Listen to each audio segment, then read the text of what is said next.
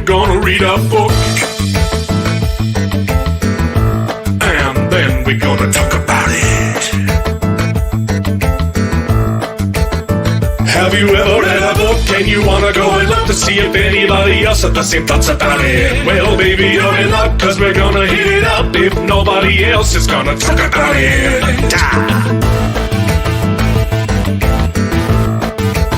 So go get that book. Hurry up! We're gonna talk about it.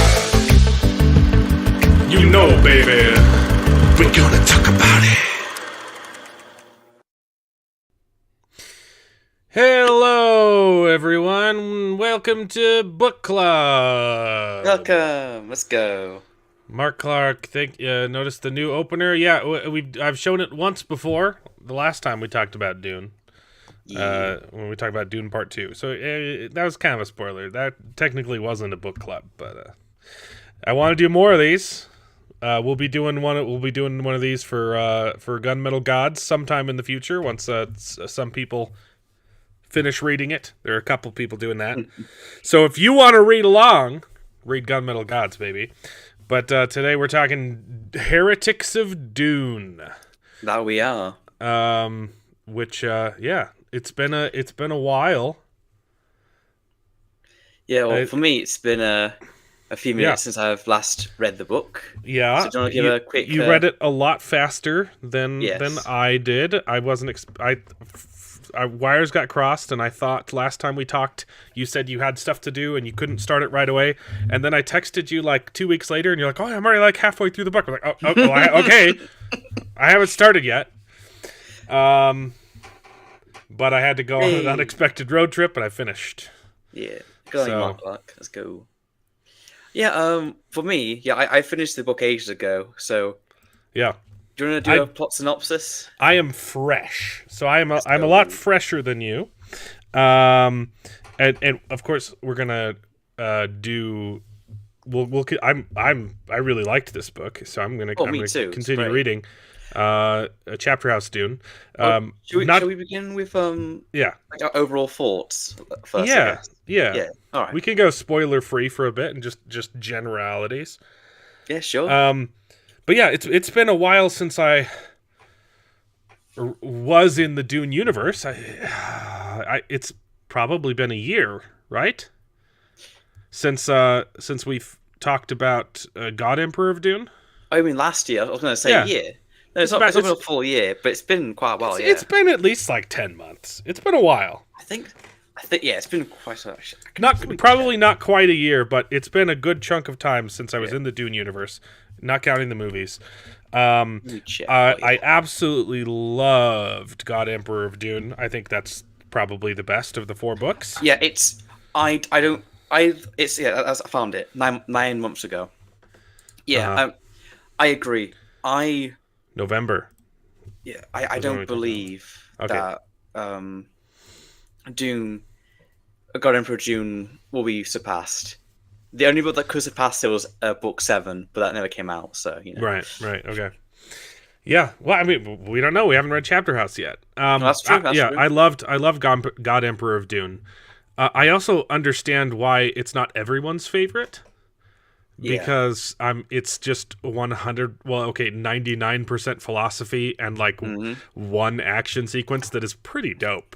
It really honestly, is, a giant worm just rolling around crushing thousands of people is pretty awesome, and I would love to see that on screen.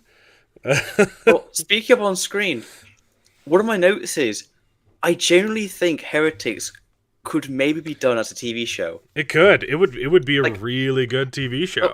With the caveat being, you need to read the first 4 books and then watch the show, because you just start on Heretics, you'll have no idea what's going on. Well, with the movies, they part 2 or part 3, which is book 2, Dune Messiah, is greenlit. Yeah. But that's all that Denis Villeneuve had planned to make. Yeah.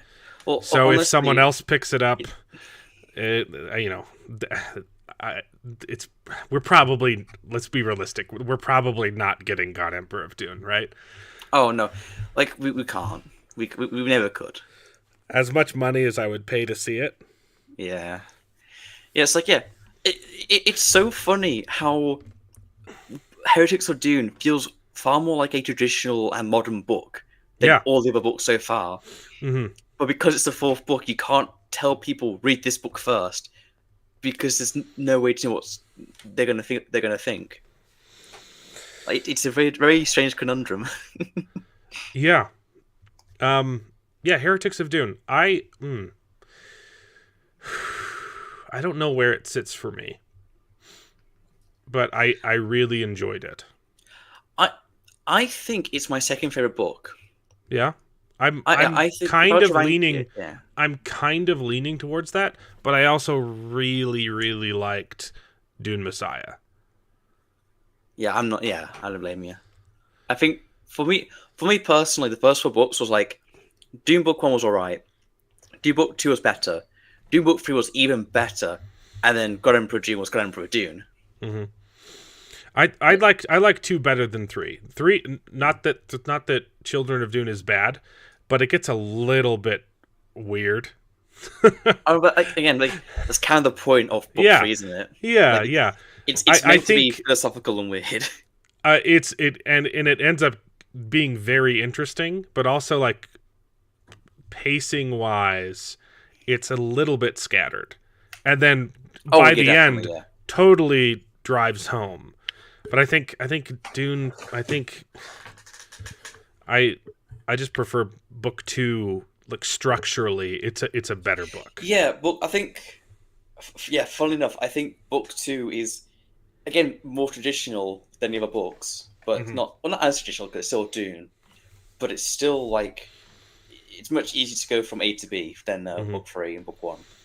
I do love where book 3 takes Paul's sister though. Aaliyah? Yeah. Like her turning evil is just fantastic. Yeah. Well, that's my friend Grim. He brought us something. Like, one of the things about Aaliyah is because she was born an abomination, she never really had her own decisions. She was always being pressured by everything else inside her head. So it's his headcanon that the only choice Aaliyah herself ever made was jumping out the window. Yeah. And oh man, it's been a while, but how is that different from Leto 2 and his sister? Ganima. I guess Ganima, they didn't become prescient in the womb. They only did it afterwards. So no, because he goes through the spice agony in the book, doesn't he? From what I remember, book 3, they are born prescient because of Paul. Right, he like imprints on them. Yeah, and sees through their eyes. That's such a cool scene. Okay. Oh, that's great. Yeah, because Cheney isn't. I don't believe Cheney is a Reverend Mother when she gives birth. Yeah, no, I do remember in book 3 the part of the plot is him going through the spice agony. So yeah. So yes, he wasn't as abominative as his auntie. Yes. Yeah. But yeah, Heretics. I really like this book. It does some really fun things, and the ending is wonderful. Yes. I will say I think its biggest weakness is that for half of the book, you don't really know who to root for. It was for me. It was very clear, yeah? Just from the way people, just from the. Should we get into full spoilers then? Yeah. All right. Sure. First of all, holy moly! The Actalor tanks are women. Yeah. That was a massive reveal. Yeah, it was cool. They're big, fat, gross women. Yep. Yeah, I thought it was, but like to finally have it revealed is amazing. Like, oh my god!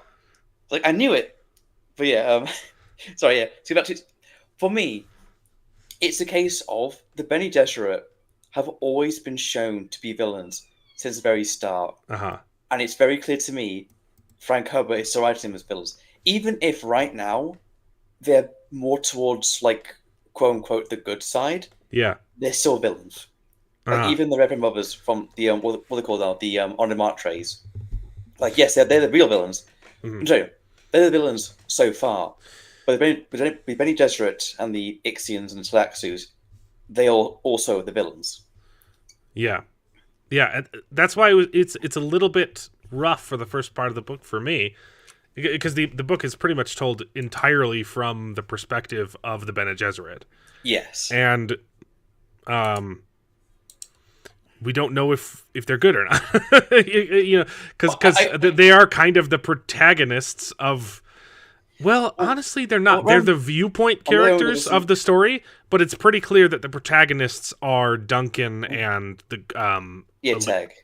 What's her name? Oh, I was gonna say Teg. Well, Teg is but Teg's a side character. Well, he's a main. Okay, he's a main character, but even his purpose is protecting the like he's a the douche two kids. Yeah, a douche ragonist. So the it's called, is it Sienna, right? Sienna, the driving force is everything revolves around Duncan and Sienna. So they are the ones that you can kind of root for, but the story is not told from their perspective. I think Sienna gets like a couple chapters, but well, even the way that Frank Herbert writes this book, it's like it's not. It's almost like third person omniscient. Like it jumps around all the time. Well, also, the way Frank Herbert writes, it is third person limited. It's just that it jumps around so much because it's Frank Herbert. Yeah, that it basically is omniscient. Yeah, no, it's really really well done. Oh yeah, like you'll have a conversation. Some of the best parts of this book are you have two people scheming in the same room talking to each other, and the chapter starts off from one person's perspective and then halfway through shifts to the other person's perspective, and you get again. It's so good. Yeah, I think one of my favorite ones was the axolotl tanks revealed. Yeah, and from that, in that chapter, you go back and forth in their minds again and again. It's great. Yes, and you're like, oh, I have to say this because he thinks this, and then I think this, and this is what I'm hiding. He's probably hiding something. I wonder what it is. This is what I'm hiding. Like it's like the whole like Benny Gesserit dance of the what's now Zen Sunni religion. That was so interesting. Why anyone that doesn't think the Bene Gesserit are bad? No, the Bene Gesserit are bad. Like, one of the things I noticed is that despite God Emperor happening, the Bene Gesserit are basically the same. Yeah, they haven't changed at all. Except for, I mean, you have the two characters who are kind of rebelling a little bit against the Bene Gesserit because they love people. What's the thing? One of the things Bene Gesserit now don't want to do is have a Kwisatz Haderach, which is funny considering one of their greatest admirals becomes a Kwisatz Haderach. Yeah. Okay. Teg is. I love Teg. Teg was amazing. Is so good in this book. Yeah. Like, I mean, it's hard to, I don't know, because I loved Duncan's in the last book so much. Yeah. Plural. But Teg is probably my favorite character of the whole series. His whole arc is just wonderful, and he sacrifices himself twice. So it's great. Yeah, he's such a dude, man. Oh yeah. What's it now? Like we finally get to see how a girl awakens their memories of the past lives. Except it's differently. Chapter. It's different though. Oh, I know. Like, no, that's the thing. The whole it's a more DIY version. Yes. Yeah. Because we got to see that was the whole plot of Dune Messiah was the awakening process, and this was the inverse of that. Yeah. I guess for this one, it felt more visceral because it was more visceral. It was literally more visceral. Mm-hmm. I'm kind of with Mark here. They have been. I don't know. This book changed a lot for me. I think, especially with the ending of this book, and shoot, there were so many sisters in this story. Which one am I talking about? I don't remember any of the names. The one there's so who is many. Teg's. No. Oh yeah, her. Yeah, I know Teg's what you mean. daughter, the old one. Yeah. I'm trying to look up characters. What's her name? Well, for me, right, it's a case of the honored martres are worse than the Bene Gesserit. For Because sure. they themselves literally say that. Because I do agree with the Bene Gesserit with the honored martres. They are worse. After all, they use themselves as religious icons. They literally use sex as their means to power. Is it Darwy O'Drade? That No, sounds... Yeah, I no, think... that's the one who betrays them, isn't it? Maybe? I can't remember. Shoot, there's so many names in this, and I was doing the audiobook, so... hold on. I kept So getting I'm looking... Teresa and...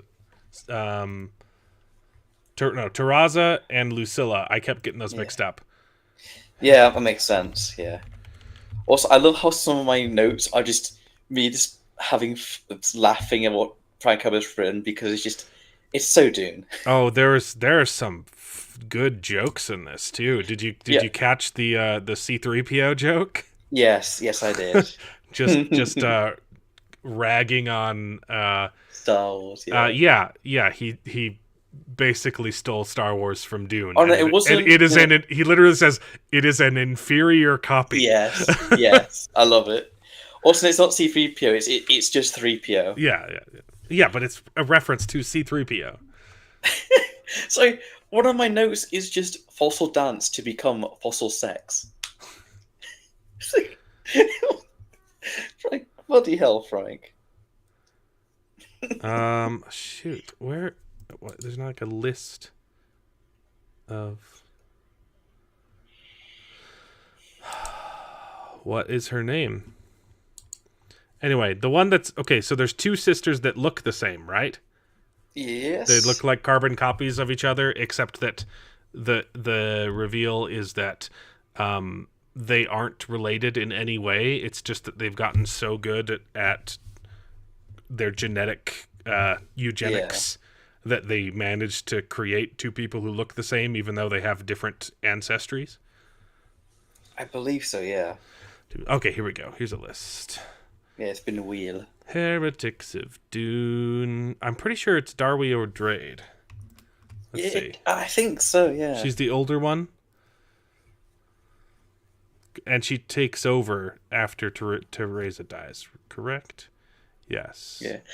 One of the things I do appreciate about Heretics is that it's not really about the Atreides anymore. They're still important, but it's now more about the Bene organizations, the Bene Gesserit, the Relaxu, and Ix. Like, they were important before, but now they are literally the protagonists now. Well, yeah. So to go back to it, to answer Mark Clark's message, especially with O'Drade's character arc in this book, how she's the one who discovers the God Emperor's final message. Yeah, and all the spice. And the fact that now she's in charge.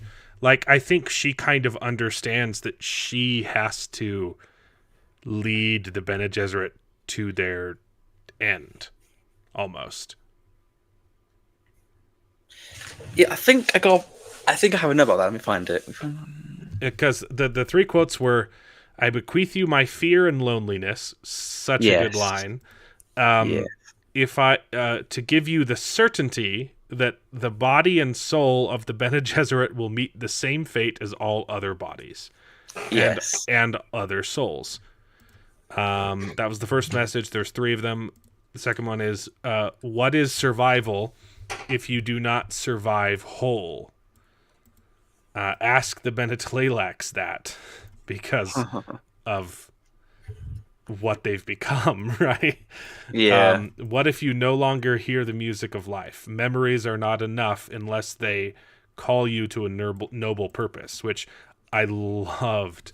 I loved the reveals with the honored Matres and how they've progressed beyond the Bene Gesserit but that's exactly what the Bene Gesserit didn't want to do because they know it. They knew it would lead to their destruction. Because like it's literally the Gom Jabbar test.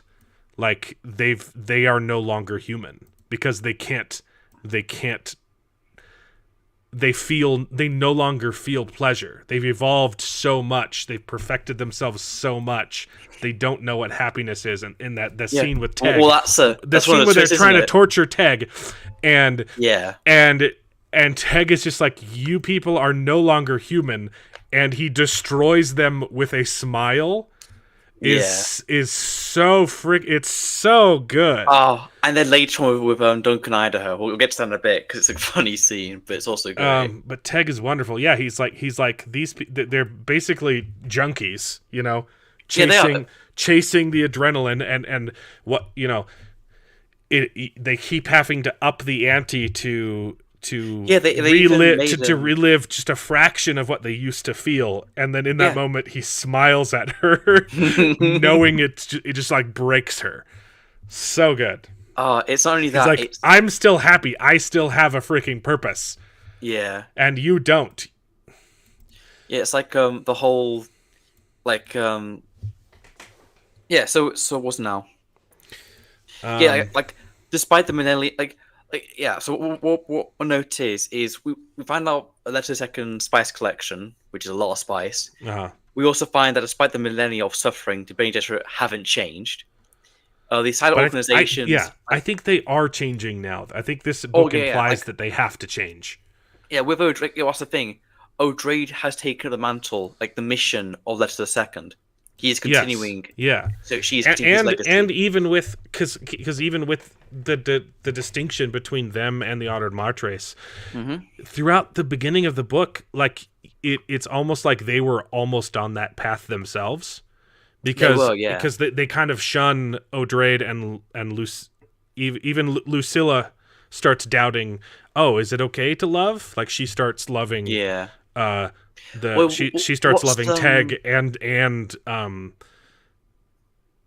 Duncan. Yeah. But they're like, they're shunned because it's like, oh, you have to keep it, but you can never use it, right? Yeah, and O'Drade is the one who's like, no, like it's you can do both. And then to contrast that with a conversation about the Honored Martres, they're like, I think we've gone a little too far, and that's like the warning that, hey, we need to change. It was I can't remember the exact quote, but it was something like, you must be able to love. Because when you're able to love, you can share that to somebody, and they will feel that connection. Yeah. But you should never let love control you, like it did with Lady Jessica. Yeah, I think it's something like that. Here, the rest of the message from Leto was it's basically describing just that. It's why did your sisterhood not build the golden path? You knew the necessity. Your failure made me do it, condemned me to a millennia of personal despair. Oh gosh, I love God Emperor of Dune so much. My words are your past. My questions are simple. With whom do you ally? The self-idolaters of Tleilax. The Fishbeaker bureaucracy, which is basically non-existent anymore. The Cosmos of the Wandering Guild, with Harkonnen blood sacrifices, with a dogmatic sink of your own creation. And the last words are, how will you meet your end, as no more than a secret society? It's like, I think that's directly referencing the Honored Martres. Like, are you going to follow that path? Yeah, because the Honored Martres aren't that secret. Because the whole point was they basically made them. It's a mix of the Reverend Mothers of the Fremen and some Bene Gesserit who came together and made themselves the figurehead of their own religion. But I guess if they're still partly Bene Gesserit, then there'll still be a secret organization. Yeah, and speaking of the Martres, the imitation spice turning their eyes orange instead of blue. Yeah, that was a fun detail. Completely unnecessary but really fun world building flair. Yeah. Do you notice there was one thing though that wasn't in this book at all? Remember at the end the Tleilax? The Ixians? No. Well, yes, but also, no, I think they were actually when Barely. Teg was when Teg was fighting on his own against a bunch of people. I believe that was Ixians, wasn't it? I thought it was. I can't remember. Oh, maybe. I just know that they're mentioned all the time, and you never see. You hear we hear their influence and things that they've made, like the brain copiers, and you just never actually see them. Yeah, that's true. But no, I mean something. But before we move on, really quickly though, the one last thought about like the purpose. Oh yeah. Right. Is that was a conversation too that Odrade had with. What was the Reverend Mother's name? Not Lucilla. Yes, No. Now I'm losing track. So many names.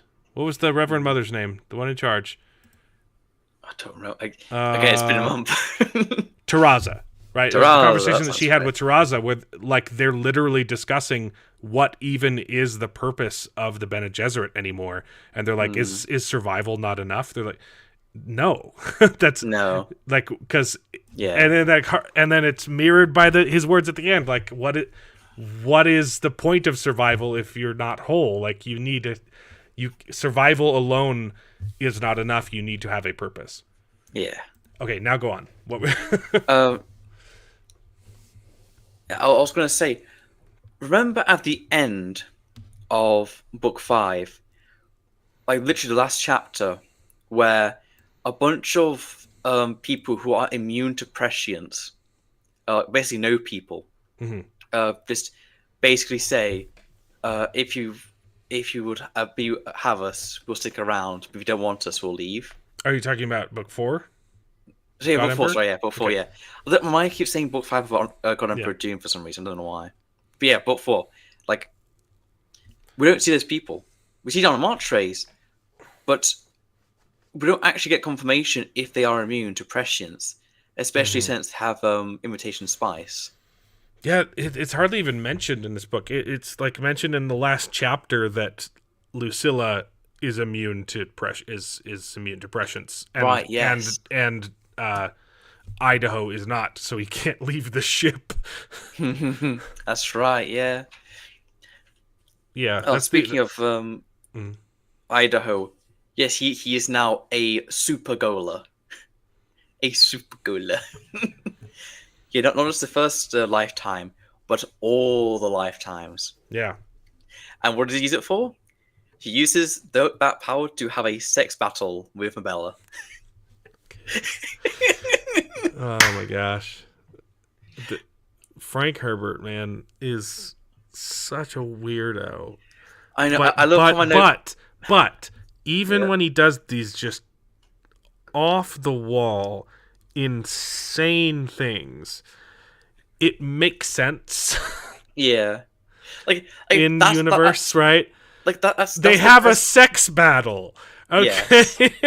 Yes. Also, again, that's building off of what the Teg torture scene as well. Because remember, I know.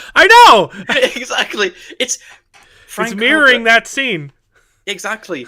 But one was in the mind and one was with the body. Well, not just that, but it also proves that you can bring out pleasure from an armat tray. You just have to be Idaho. Like, Frank Herbert, man. That scene was so funny. Yes, I it was laughing hilarious. So hard. Oh, I was as well. It was so funny, but it's literally set up payoff punchline, and it's like Frank Herbert. He could literally write anything, and he'd set it up so well. It's because he takes the most ridiculous, absurd ideas, and he takes them with the most seriousness, affordable. Like he just says it's just so matter of fact that it works, even though it's the most insane thing you've ever read. Yeah, it's God. I love Dune. Yeah, I did like. I think what was now. Yeah, one more notes is this book feels very much like a rhythm, or sorry, a rhyme to the first book. The betrayal plot with Miles, Tegg, and Duncan Idaho. Yeah. Sienna being risen to the status of a prophet. Mhm. But this time, the dominoes are falling. Book 1, 2, and 3 was Frank Herbert building up the world and story. Book 4 was tipping over the dominoes. And now the plot is in action. The dominoes are falling now. Yeah.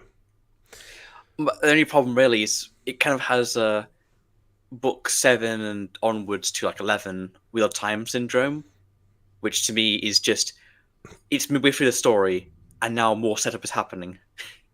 Yeah. Because a bunch of payoffs have happened in book 4. Now it's setting up again. But at least things are happening. Things are being paid off as well. Yeah, no, like the plot wise, a ton of stuff is happening, and like there's so many much implications for what it's doing. Yeah, I had a hard time starting the book again, just because like it wasn't super clear like who was important. There were so many characters.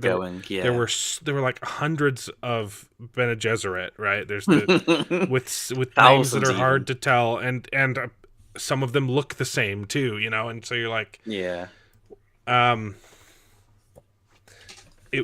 was a little bit hard to figure out who to root for, but then after like the first third of the book, it's just so interesting what's happening.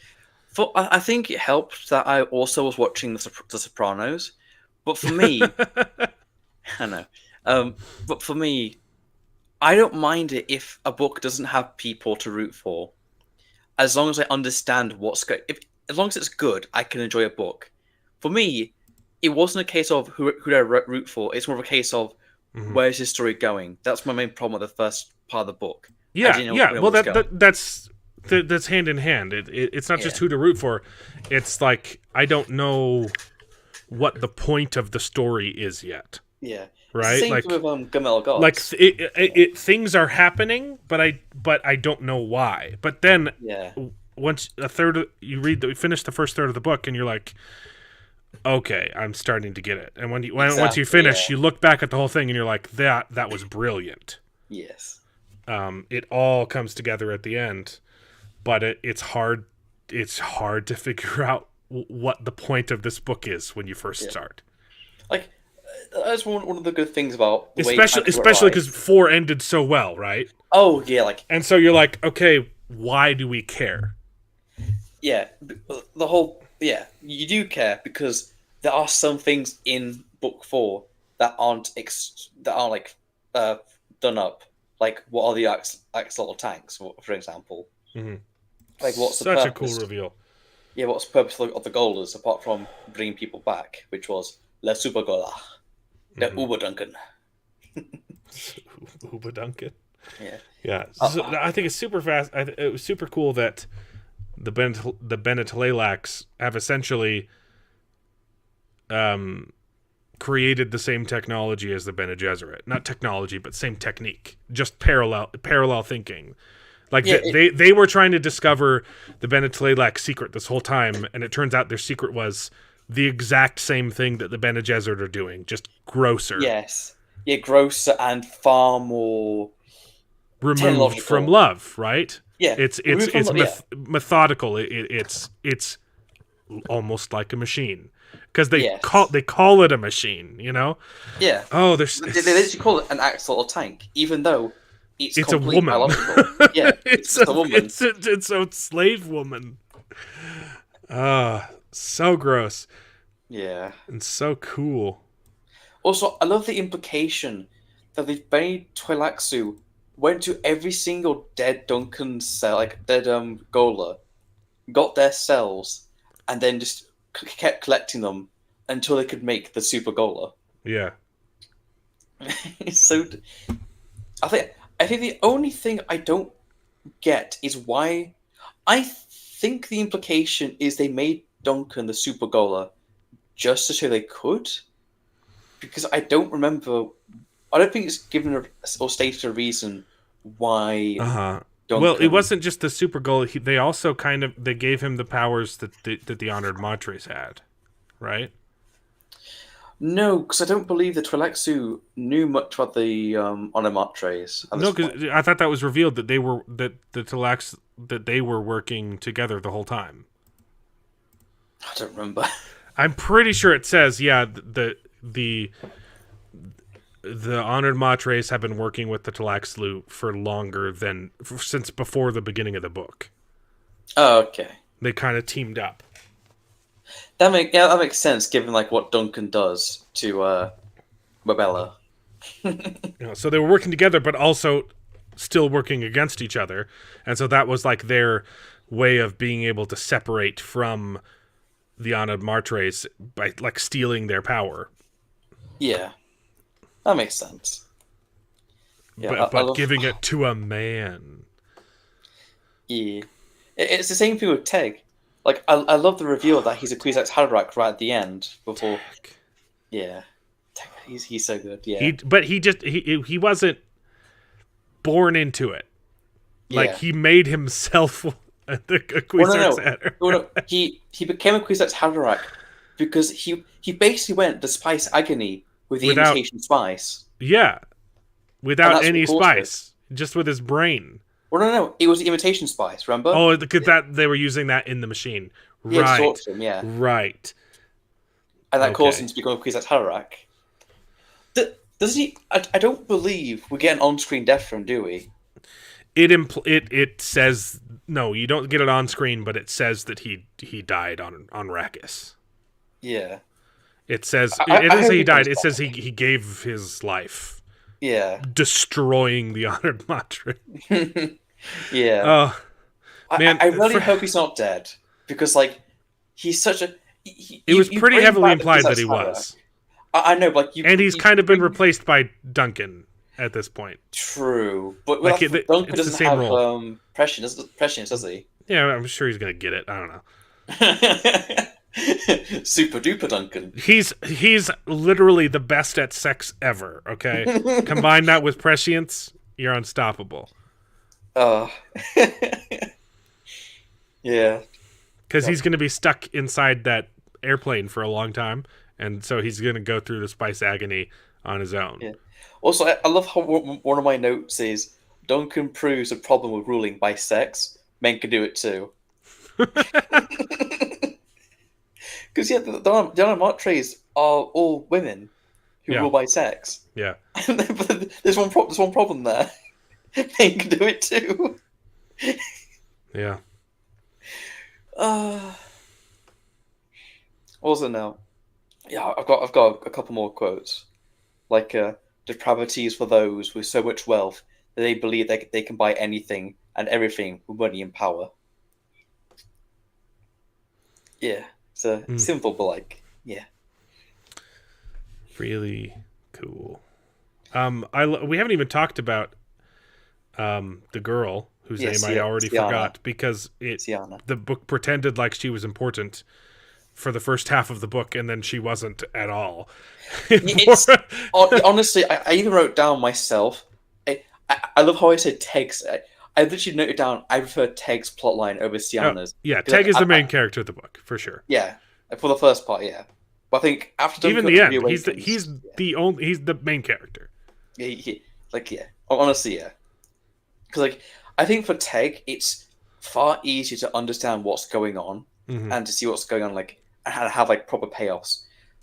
With Sienna, Yeah, go on. I was gonna say with Sienna, she doesn't have much payoff in this book. Like she's just there for. Yeah, there's a little bit of payoff, but it's not like emotional payoff. It's plot. Yeah. Well, like it's her, bringing the worm to the planet. Like that they couldn't have done that without her. Like she's in the book for a reason. Yeah. I liked her plot in the early book, but it was the part of the book that didn't have as much direction, right? Yeah. I liked her just trying to discover her role in things and screwing with the priests Yes, and giving them orders that's and saying, great. "Oh, you can't." Like that was really fun. Yeah, But yeah. Once you find out she's not actually that important, she's probably going to be super important in the next book, right? yeah, It's because one of those she's in things. Atreides, isn't she? She's in Atreides. Yeah, and she's a no person, whatever. Yeah, A I no can't, no I naughty. can't recall. She's I think there's a name we have for to it. call them naughties. That's it. Noddies, noddies, not even. She's one of the naughties. What was it now? It was Sienna. Yeah, because like one of those important scenes, the whole finding the God Emperor's spice collection, that was done by Sienna, but it was Bene Gesserit who went into the Yeah. siege. She did all the work. Yeah. Yeah. Like Did they say what right, happens? the Fremen dance, the giant Fremen dance where people like trying to Like beat each other to death? yeah, but it was so weird. Yeah, I didn't completely understand that, and they brought it back, and I didn't really understand that either.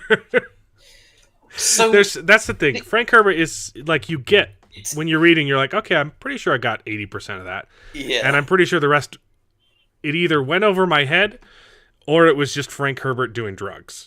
Right? Like it was probably so good that I just didn't. I'm too stupid to understand it, or it's just stupid and I don't know. You know, with Frank Herbert, it's one or the other. Like remember, there's probably a lot of both. Yeah. like remember, a woman reached climax by watching a man climb a giant rock face. In This book, four. this book blows that scene out of the water, man. The sex battle is too good. Yeah, like that was like I think the climbing orgasm was far more ridiculous, but for sheer like payoff, it also and funny, didn't add anything to the story. This this was the same level of ridiculousness, but it was like important. Oh yeah, it was super important. Like it was like a game changer. Yeah, it was hilarious. It's like do it. What was it now? It was yeah, like from what I remember, the whole point of the Fremen dance is it's meant to be it's meant to show that there are more ways to communicate than just talking. Like you can't just learn things. Like there are some things you can't express via languages. You can feel them, but you can't actually say it with words. I think that's the implication of that dance, like the narrative and the characters. It's like if you get it, you get it. Okay, that's literally the point of the Fremen. Well, and it was revealed that's kind of like the language of the worm, like kind of it's like feeling and I guess purpose, right? So like the language of the worm is constantly changing, and the meaning of the language is changing too. And so I kind of got it 80%. I was like, I think this is talking about like the same theme of. Yeah, mankind needs to find a purpose, and this is Leto's echoes still pushing that. It wasn't that just drive, that necessity. It was also a case of like it's also like a sense of community as well, because all these people understand each other. Like even if they've never seen each other before, they all understand each other. They're all connected. Yeah. Like, yeah. By something greater than just plain old survival. Did they exactly? I can't remember what happened to Waif, the Talaxu guy. Did he die at the end? I don't think so. I think he just goes away because Anamartres invade. Yeah, well, and he kind of loses his power when they find the words of Leto that kind of destroy his whole thing.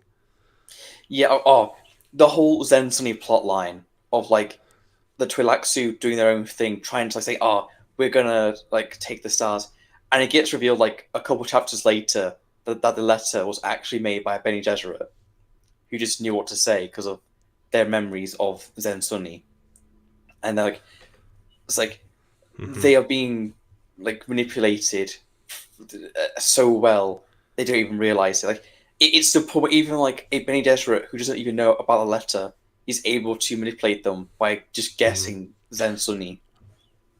Yeah, yeah. I think I need to go back and reread this book too. Yeah, so that I can same, understand the beginning more, because like there's so many things that were going over my head at the beginning of the book, like especially the Atreides Manifesto, which turns out was written by O'Drade. O'Drade, yeah. Gosh, these names. Okay. Wasn't And that was the reason why she learned to love, right? She says that writing that manifesto is why she was open to love, and it broke her, but also saved her, whatever.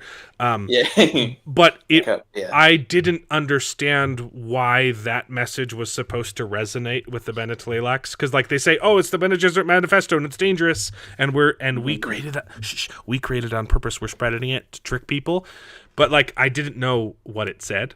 And I know that they mentioned it a couple of times. They don't read you the manifesto. They tell you the effects of it. But at that point in the book, I was still trying to figure out what the book was doing, and so I don't really know what that had to do with the plot, and I need to go back and reread it. What was the message of the manifesto? Was it saying that we don't need to an Atreides, or was it saying we do need an Atreides? Like, I don't... And why would that resonate with the Bene Tleilax? I have no idea. I don't remember. I don't remember, because I do remember that I think they read the actual manifesto, but I don't remember... They read, like, a couple lines from it. Yeah, but I don't remember the actual words on the page. I don't remember. But, like, yeah. Well, that's the thing, isn't it? Because I am going through chapters. I do plan to go chapter by chapter, so eventually I'll get to that chapter in my Understanding Dune series, and I'll be able to tell you then. Yeah, no, but like I think this is like one of the most important ones to reread, because there's so many implications. Okay, I'm looking up on Reddit. The Atreides Manifesto. Yeah, I don't plan to pick a new one of those for a bit because I'm busy with uni stuff. Let me find my book.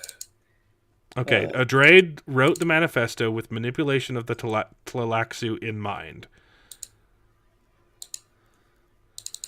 But then Teresa is surprised when she meets Waif and discovers the depth of their religion, how well they fell for it. Okay. Yeah, that's like the whole thing, isn't it? Like, I just need to reread the beginning of this book.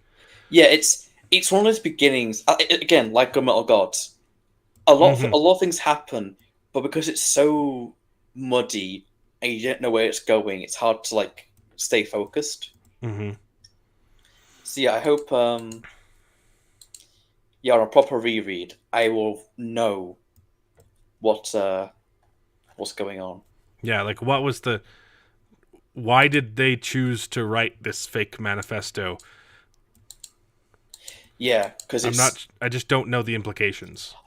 From what I remember, the manifesto was done because they wanted a Tleilaxu to basically... The Bene Gesserit didn't know what the Tleilaxu were planning. This manifesto was effectively them trying to get the Tleilaxu to do something, to like reveal their hand. Okay. It's trying to figure out if... I guess that makes sense as a probe. They're like, hey, we need to figure out what side of the coin they fall on, and so we're going to produce this manifesto, and if they gravitate towards it, then we know what they believe. Yeah, that sounds something like what I was thinking, yeah. I need to read this book. Yeah, I mean, it was fun too. Like, it was thought-provoking, but there were so many like good action sequences that like were emotional. And I think, oh man, I don't know. I don't want to say it, but I almost enjoyed it more than God Emperor of Dune. What's the thing? Here's the difference. I think God Emperor of Dune is the better book. Yes, I agree. But this book had emotional ties to how clever it was as well. Like God Emperor of Dune, you kind of read it and you're reserved the whole time. Like, this is amazing, this is incredible, but there's like you're reading it as an observer almost, and in this one, you feel like you're part of it. Well, it's like I said before. This book is the first book that feels like a more traditional story. Yes, yeah, Like, you're spot on with that. Yeah, all the things you need to know have been said, to the point where now Frank Herbert can just tell a story. Yeah. Yes, there's going to be Dune moments, but like, it's still 100% Dune. But, and I was thinking about this the other day, just thinking about the Lord of the Rings movies in adaptation, and how I really liked the Dune movies as well. But a lot of people are saying, "Oh, hello. Oh, 1 second. That's not good. I think you happen. You hear me? Hello. Is it my end or your end? I can't hear you.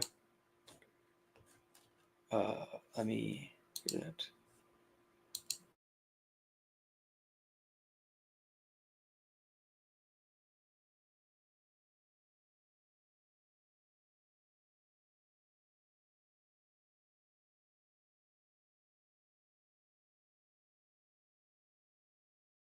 I can't hear you. Hello? Tech is muted. Oh. Okay. Was my end. Okay. Testing. There we go. I need a new cable, and I hit it. I'm back now. Hey, he's back now. Okay, people were discussing Dune Part 2 online, right? And they're like, oh, it's fantastic, it's great, and it's obviously going to be compared to the Lord of the Rings adaptations, which are the gold standard, right? I think in terms of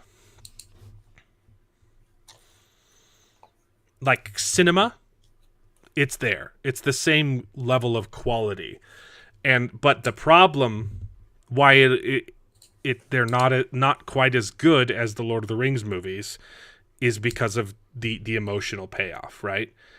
Dune is a great story, but it is not the story of a hero, right? It's a cautionary tale, and so it's harder to latch on and have the amazing moments that Lord of the Rings has when people sacrifice themselves for the greater good, right? I think if done right, the Dune books could make a series to rival Lord of the Rings. But I think it's close. No, I don't.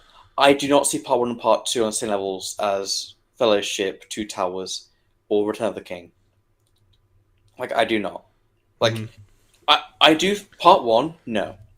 Part 2, I think, is one of the best films we've had in years. That's been a sci-fi or speculative fiction, like, sci-fi or fantasy. Yeah. Because, like, we've not had a proper good one in ages. I don't know. Not Part 1. Like, Part 1 to me removes... Part 2 removes a lot from the books, but it keeps enough to the books that I'm fine with it. Right, and so did the Lord of the Rings movies. They had to take out a whole bunch. The problem is Part 1. Because Part 1 of Dune Part 1, removes so much from the first book. I can't recommend it. Because you lose so much context. You lose so much information. But you kind of get a lot of that back in Part 2. Like, I think you have to watch them together. No, well, that's the thing. A lot of the stuff that was taken out in Part 1, they saved for Part 2. Was it? I think it was Thufir Hawat. Thufir Hawat. Yeah, he needs... that's disappointing, yeah. And the fact that they filmed his scenes, too. Yeah, it's like... And also... it needs an extended edition, for sure. And Denis Villeneuve has to stick up his butt about extended editions, even though it would make so much money. Yeah, like Dune Part 1 and Part 2, they need extended editions just to include everything they've removed from the books. Yeah. Because, like, honest, I know you can't have the inner monologues, but when you remove some of the key points of like just multiple scenes and like like the whole dinner scene of the Atreides in the first book. Yeah. That's meant to show like the politicking of Arrakis and stuff. Mm-hmm. He needs to remove it. It's like, okay, so we completely lost this whole aspect here. Yeah. No. Yeah. That's one of the problems with adaptation, and with adapting to a movie. Like, you have to sacrifice a bunch, but I think that it was a worthy effort. But even if it was a perfect adaptation of Dune, I don't think it would have the same emotional impact that the Lord of the Rings movies have. No, definitely not. No. Because it's a cautionary tale, right? Yeah. But this book, Heretics of Dune, has what Dune has been missing this whole time. I've loved every bit of it, right? It's okay to have different books, but like this one is one that you can also be emotionally connected to. Because of Miles Teg. Yeah, Miles Teg and Duncan. I say young, like child Duncan maybe, but after Duncan grows, quote unquote, grows Right. up. He does grow, doesn't he? Like one of the things he's noticed is that he grows up really quickly after he awakens. Because like think about it, with Dune, right? Everyone's gonna start loving Paul Atreides, and that's the joke, right? That's the point. Yes. You idiot. You're not. Yes. You weren't supposed to start liking this character. You big stupid. Yeah, me watching my And that's the point. Yes. Me watching part 2 of my parents and then laughing at what's he called again? The Fremen leader, Stilgar, and then like laughing at Stilgar saying, "As it is written," and I'm just there like, "Oh my god, they're laughing at this. They're gonna be so sad when they get a reveal." It's I am really trying to get my parents and my sister to read Dune because it's fantastic. It's wonderful, yeah. And like me watching that, the Stilgar moment was just like, oh man, it's like they're laughing, and I'm here the almost crying because of how sad this is from Paul's perspective. Like, because that is the thing about Paul. Yes, Paul's an asshole. Yes, Paul is evil, but you see that Paul. You see who he could have been if he had stayed the head of House Atreides, instead of becoming the Emperor. Billions must die. And that's just the genius of just the entire concept of Dune is, the reason Frank Herbert wrote the entire series is prescience, right? Like everyone toys with the idea of being able to see into the future and have prophecies, and that's used in books and fantasy and sci-fi all the time, and it's explored, and it's never explored correctly because Frank Herbert's obsession is that if you actually saw into the future, that would be an absolute curse. And not a superpower. Well, funny enough, it wasn't until Dune actually showed off the prescience in this way that other people. It was the thing before as like a cautionary tale, but now with prescience, prophecies and stuff had always been explored, right? Yeah, but I think the main thing Dune. I'm sure there were some Asimov books about. Oh yeah, probably seeing into the future. But with Dune, it's a case of Dune showed that you can do future sight without the future being written. Like, the Wheel of Time actually does a great spin on this as well. With the whole, being a wheel. It's really interesting. The Wheel of Time it's not supposed to be like it's also a cautionary tale. Robert Jordan said, I really liked the idea of time as a wheel because of how horrible it would be. Oh yeah, it'll be awful. Like, he's like, it's a curse. Like, you can never escape. You're cursed to just live again and again and again, and what makes life beautiful is that it ends. So also the main point of Dune is charismatic leaders, isn't it? The whole point of the series is charismatic leaders. Okay, yeah. Frank Herbert literally said multiple times that the whole point of Dune is to tell people. Charismatic leaders should come with a warning. May be bad for your health. remember that they're still human and don't treat them as gods. Exactly, yeah. Which, of course, is the thing that the Onomatres are trying to do, and they are going to fail because of it. Mm-hmm. Yeah. Fail, no fall. There you go. Man, this scene, it sounds so stupid. Like, saying the words, it doesn't sound on like a good scene. Oh, Teg realized that the way to beat them was love. Okay, Yes. and he smiled. That sounds retarded. Okay, that's that's the ending of Interstellar, which sounds really stupid. But if you read the book, it's my favorite line from all of Dune. It was such a good scene. That is one of the things I like about Frank Herbert. One of the things that I always, when I first started Dune, I thought Frank Herbert was a nihilist. But when I've actually read his books, it's like, no, he's not a nihilist. He's an optimist. He's really an optimist. Because, like, I've read Song of Ice and Fire. I read the first book, and my friends basically told me the plot of the rest of the books. Yeah. Because he's a massive fan. And it's like, it's so obvious that he writes about nihilism. Oh no! George Martin is nihilist. He's a self-proclaimed nihilist. Oh, sorry. Who? Sorry, which George Martin? George Martin. Yes. Sorry. Yeah. I missed that you switched. Yeah. So yes, all right. George Martin is a nihilist. Yes. Yeah. It's like when I read the book, it is very obvious, and it also shows because he can't finish the book. Yeah. Because no one would like the ending. Well, no, it's not that. Like, no, you can write nihilism. It's fine. It's a whole topic that people have done to death at this point.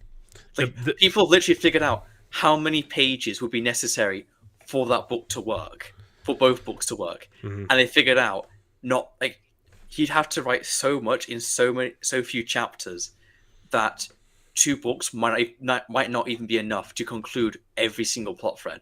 Yeah, which is ridiculous. But he wrote himself into a very big corner and stopped before he got to the corner. 4 and 5, man. Oh, I haven't read them. I have them.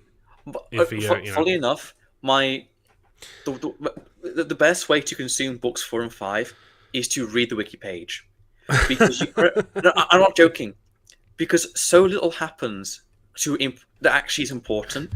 I just read that the each chapter synopsis on a wiki, chapter summary, is actually a better read than the books themselves, because of how little actually happens in those books.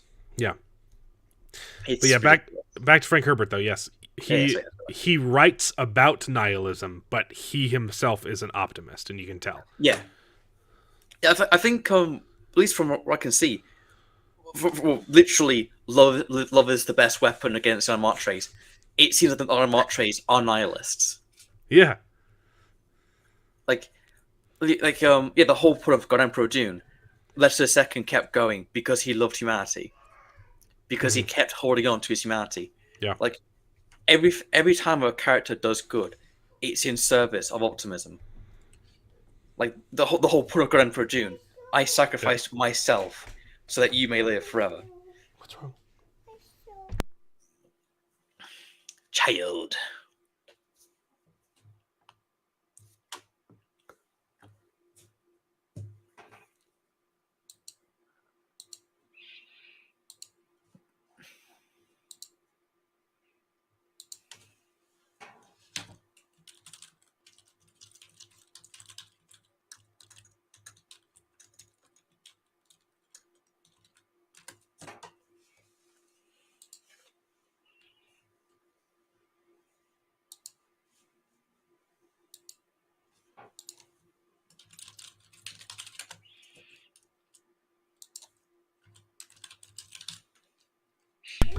Sorry. Is it right? She was supposed to take a nap, and she refused to. So she's just going to be in the background playing with my D&D minis for the rest of the show. Yeah. Which that will work. That will distract her because those are off limits. She's not allowed to. So every time I try and clean my office, my kids come down here and just make a mess of it. So. Yeah, actually, Mark Clark, the weather is quite bad recently. Like, there's been like a storm for like an hour, and then hail, and then rain, and then harsh winds, and the weather, man, is insane in England right now. It's perfect right here where I am. It's been slow raining for 2 days. Just like it's not a storm. It's just trickling, and like that's my favorite weather of all time. So I'm happy. Ah! How dare you? How dare you have good weather?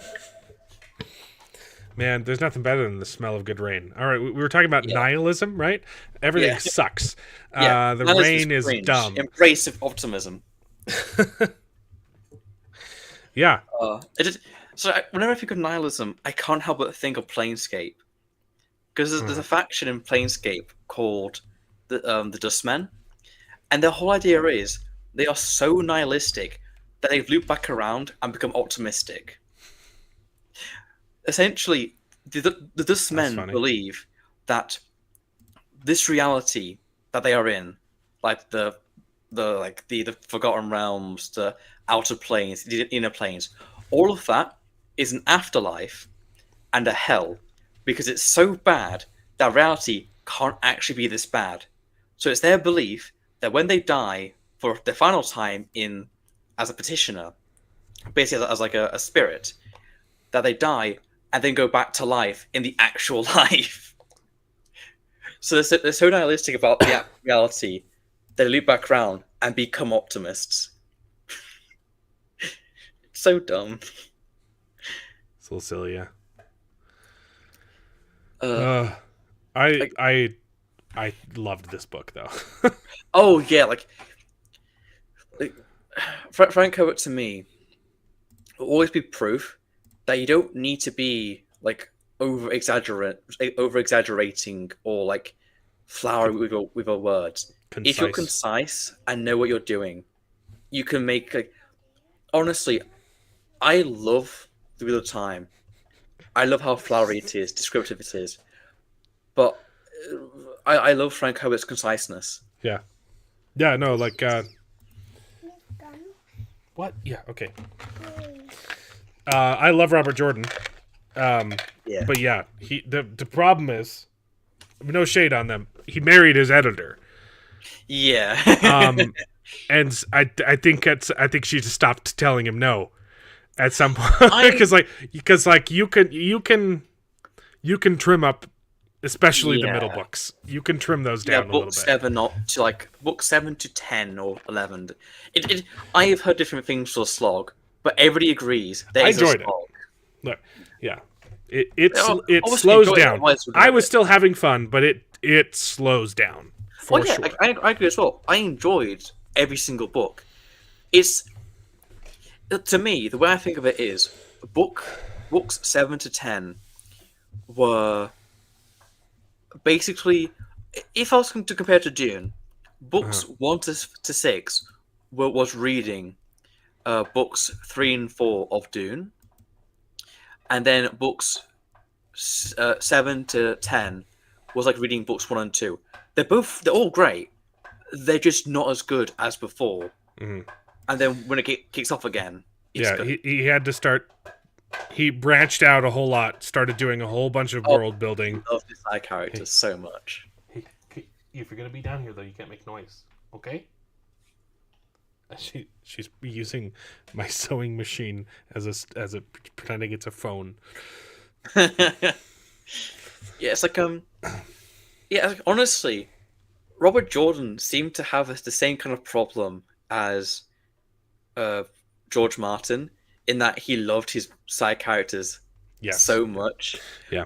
But the difference is, at least he tried to wrap things up by the time of book 11. Yeah, he kept writing, right? And it's on record. He was planning on doing a follow-up series too. Like he started branching out. He was gonna do he started the prequel series. Got one book in. It's good. I like the prequel. Oh yeah, no, I read but it was gonna be a whole series. Really? Found out he was dying. Yeah, it found out he was dying. Okay, never mind. It didn't have it didn't have as many sales. Right? It had lower sales. Yeah, because book 0 was released after book 10, Yes. which happened before book 11, which was his last book. So yeah, you're right. Yeah, he found out he was dying. I was like, oh, flip. Yeah. So he wrote that one. It didn't perform quite as well as he hoped. It still did pretty good. Oh yeah, and I think it's a great book. Well. But then he found out he was dying, and he's like, okay, with those two things combined, we're done with the prequels, and I'm just going to try and finish this book. But yeah, he was planning on writing, once it was over, he was going to do a spin-off series as well about the future, which is the main, what a lot of people complain about, is they never resolved the tension between the Aiel and the Shan-Chan, which was heavily hinted at. That was going to be an entire series talking about them warring with each other, which would have been for me, really, really cool. But yeah, well, my own opinion, Book 0, I think I don't like Book 0. I get why people like it, but I don't. I think for me, the way I read it was, I read it from book 1 to 10, then book 0, and then finished it. Yeah, same. I don't think that's I read correct. it in publication order. Yeah. I don't think that's correct. Because book 0 is not that good. Like, and after, it basically stops the story for that book. Yes, a short book, but it still stops the story. And because of that, it didn't feel as good as the rest of the series. Yeah, I would, if you're going to read it, I would read it after you're done. Yeah. If you just, hey, I want to be in that world a little bit longer, then read the prequel. The only reason why it was setting up some really interesting things that would have been fun to experience. And the main reason he read it, aside from wanting to start another series, wrote it, right? The main reason is because his number one drive was to show the last Aes Sedai testing, which you never get in the main series. And so he's like, I feel like if I don't tell people what that one's like, everyone's going to hate me. Yeah. Because, for plot reasons, it's cool that you don't get it in the main series, but also disappointing.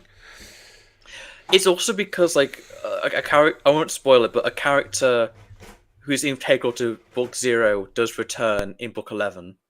So, yes. It's kind of like a good build up to that.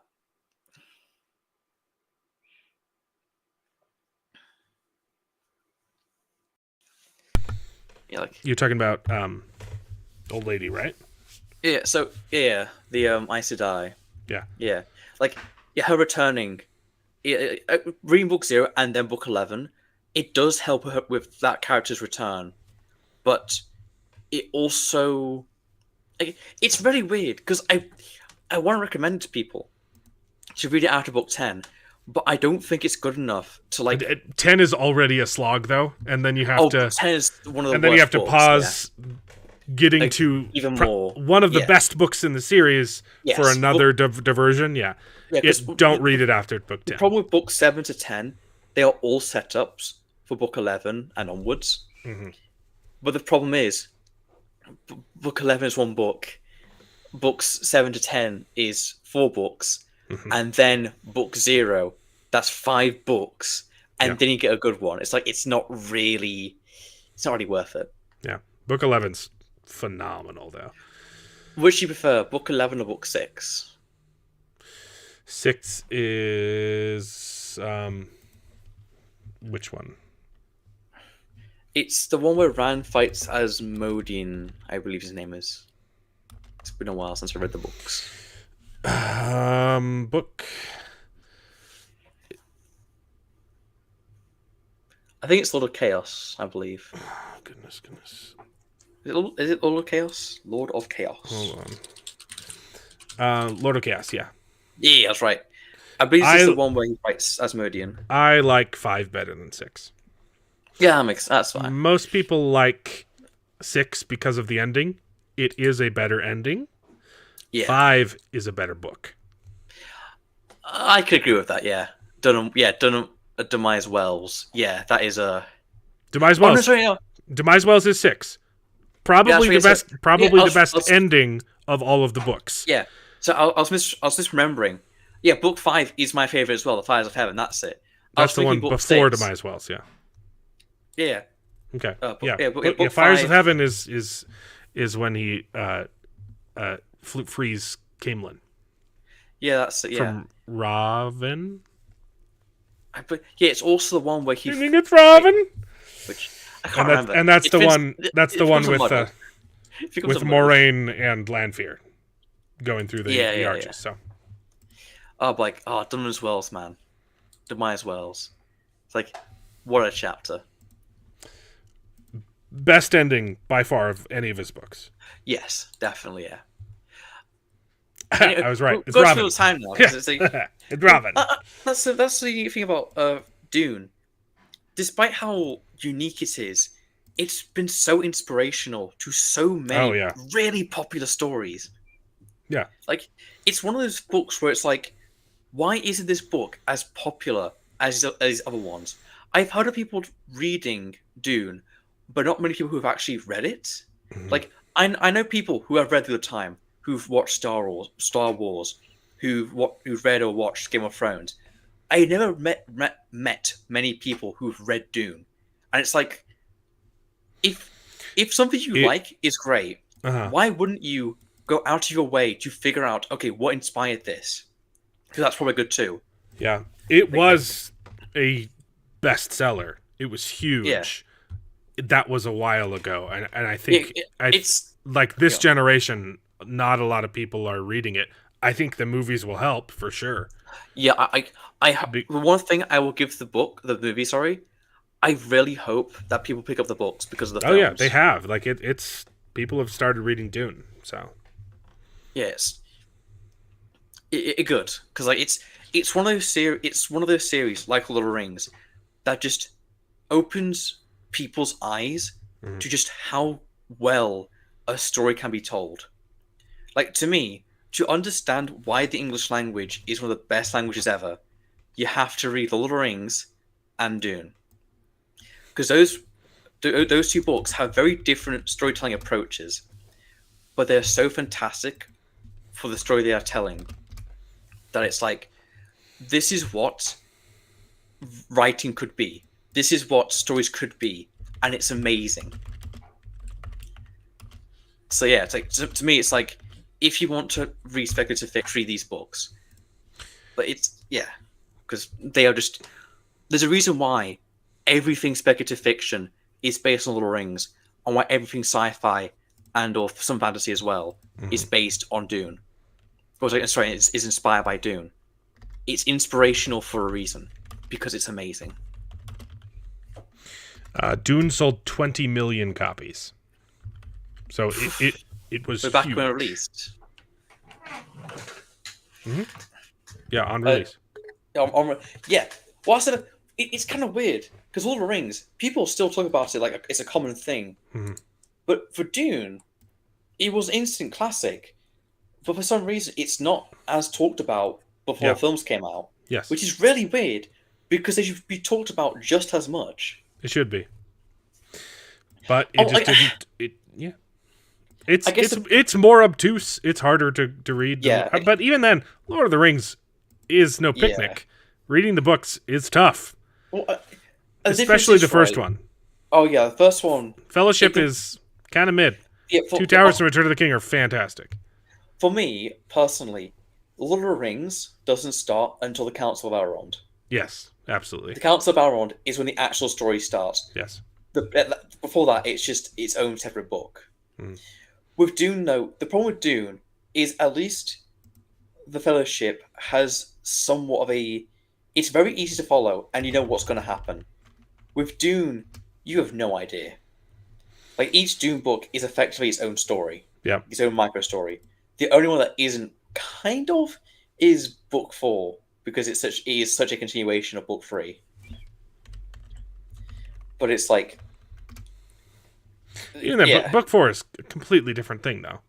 Well, that's the thing about Dune. It's a book you must read, but it's hard to get into, especially Book 1. Like, again, in my Understanding Dune series, in the first episode, I literally say, this chapter is so overflowing with exposition, it's insane. Mhm. It's so obvious that Frank Herbert wants to get you with ideas he's going to elaborate on later. But there's so much stuff going on. I'm still listening. Yeah. But yeah, it's like it's one of those stories where you just go, trust me, bro, it's gonna be good. But you just gotta get through it first. Frank Herbert is kind of a victim of his own success too. He's so smart.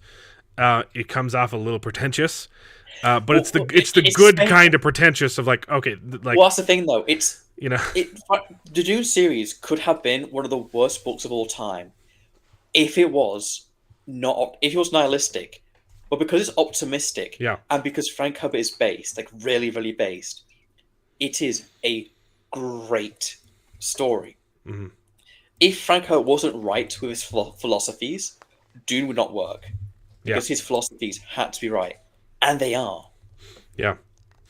Not that you can't do nihilism fun. Like Joe Abercrombie is a wonderful example of nihilism that works. Yeah, I need to read that next book. But the problem with that is, for like grimdark of that, like when it's that grimdark, I have to kind of be in the mood for it. Yeah.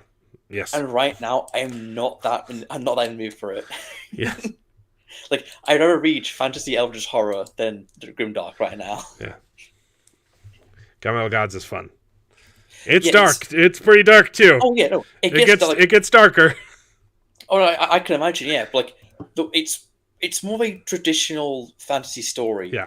With the Blade itself, it feels like it's. I don't remember much of the first book now. After it's been a while. Are you talking about First Law? Yeah, First Law. Actually, yeah, First Law. Like with First Law, it was. It's kind of like Dune in respect of like. Yeah. So many things was going on, they're all crisscrossing, and all like it's like, okay, this is happening. It's like, oh, this guy's lost a leg, this guy's got no teeth. It's like, oh, Glocta is so good though. Such a good character. Oh no, I agree. I really liked him in the first book, but it's like he's better in book 2. Of course he is. But it's a case of like I don't want to read something like that down in the dumps. Yeah, like, you have to be in a good like. You can't start the book if you're already depressed, because it'll make you depressed, and you need time to recover. You know. Yeah. Yes, I'm reading Gunmetal Gods. It's so natural starting at 1.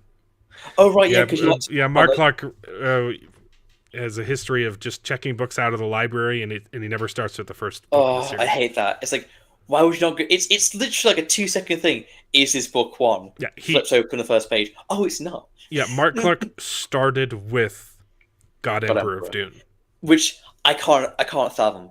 You must have missed out on so much stuff because so many ideas and concepts are just not there in that book because you need the setup. I mean, you could still get a lot out of it, but yeah. Oh yeah, it's I think to some of my reviews so far, Gunmetal Gods, it's really interesting. I want to see where it goes, but it's it is one of those. It is a dark It's definitely dark fantasy. I wouldn't say it's grimdark, but it's definitely dark. No, it's fantasy. not. It's not grimdark. It's dark though. Yeah, it's spooky. It's dark. It's written. It's a tragedy. It's not grimdark. That's the best way to put it. It's a tragedy. Yeah. Well, yeah, it's a Shakespearean tragedy. Yeah. Well, speaking of tragedy, Dune is literally written like a tragedy. Yes. But every time it's about to get super tragic, Frank Herbert pulls a twist on you, and it's like, no, this is now super optimistic. Yeah, but love is the key. And sex battle. Yeah. I want to hear the theory that you texted me about that Heretics of Dune is just Mistborn. Right. Yeah. So or that Mistborn is just God Emperor of Dune plus literally, Heretics of Dune. Today or yesterday, a thought came across my mind. I don't know why, because my mind is a mess of spaghetti. Yeah.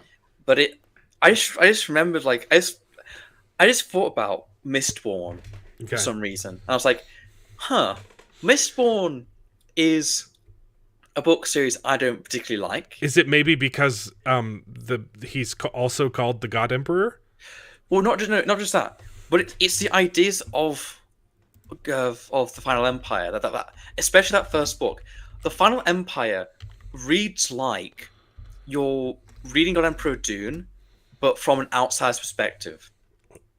Like it's you're reading it from like the Bene Gesserit or the Twi'lexi perspective. Sure, okay. Not God Emperors, because it's kind of like the same idea of there are parallels. Immortal Emperor wants to rule for a long time / forever. People are rebelling against him, but he's so powerful that it's almost impossible to. Until Dune does it better. I'm not going to say that because I do not like how the first book of Final Empire concludes its story because it feels very Deus Ex Machina, and it basically is. Yeah, it is. And I don't like it. I don't like it at all. Yeah, and he said that's one of his biggest regrets.